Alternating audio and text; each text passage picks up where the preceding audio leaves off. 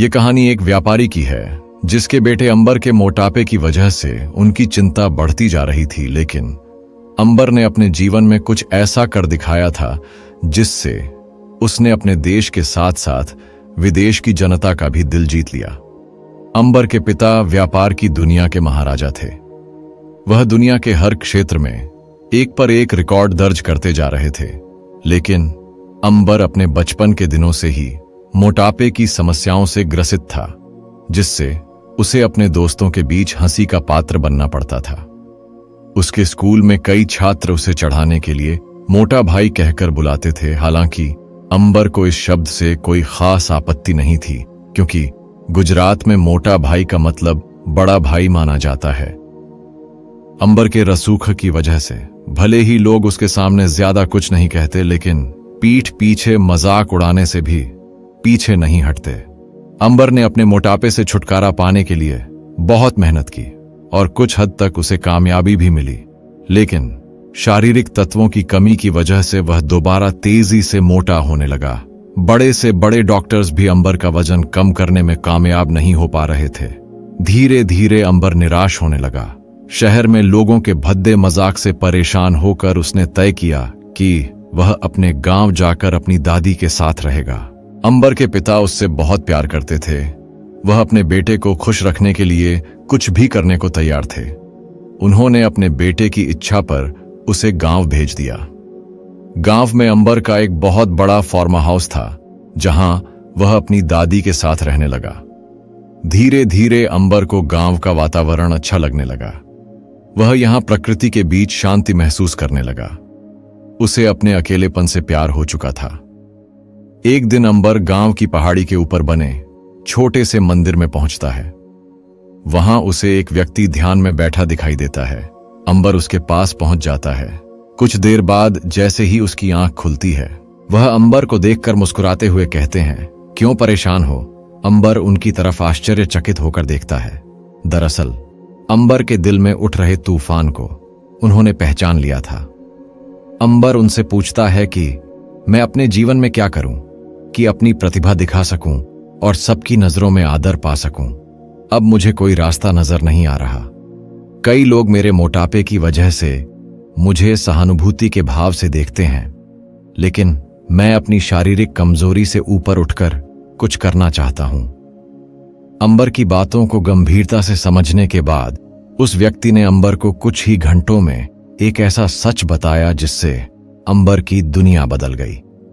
अपने farm house वापस आते ही अंबर ने अपने पिता को फोन लगाकर मिलने को कहा।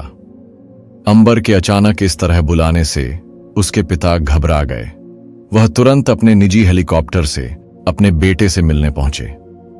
अंबर ने अपने पिता से कहा कि वह एक छोटा सा वन्य जीव संरक्षण केंद्र बनाना चाहता है। उसकी यह बात सुनकर उसके पिता मुस्कुराने लगे। उन्होंने अंबर से पूछा कि बेटे, तुम्हारे पास इतने सारे व्यापारिक रास्ते हैं, फिर भी तुम ऐसे काम को चुनना चाहते हो जिससे तुम्हें कोई मुनाफा नहीं होगा। अंबर ने अपने पिता से कहा, पापा, आज हमारे पास संसाधनों की कोई कमी नहीं है। हम ही ऐसे सौभाग्यशाली व्यक्तियों में से हैं जो जानवरों की सुरक्षा के लिए कदम उठा सकते हैं। अंबर के पिता को उसकी बात पसंद आती है, इसीलिए वह अपने बेटे को सलाह देते हैं कि यदि तुम कुछ करना ही चाहते हो तो दुनिया का सबसे बड़ा काम करना, लेकिन इसके लिए तुम्हें पूरी तरह केंद्रित होना होगा, क्योंकि कर्मचारी भी तभी ईमानदारी से कार्य करते हैं जब उनका मुखिया मेहनती और ईमानदार हो।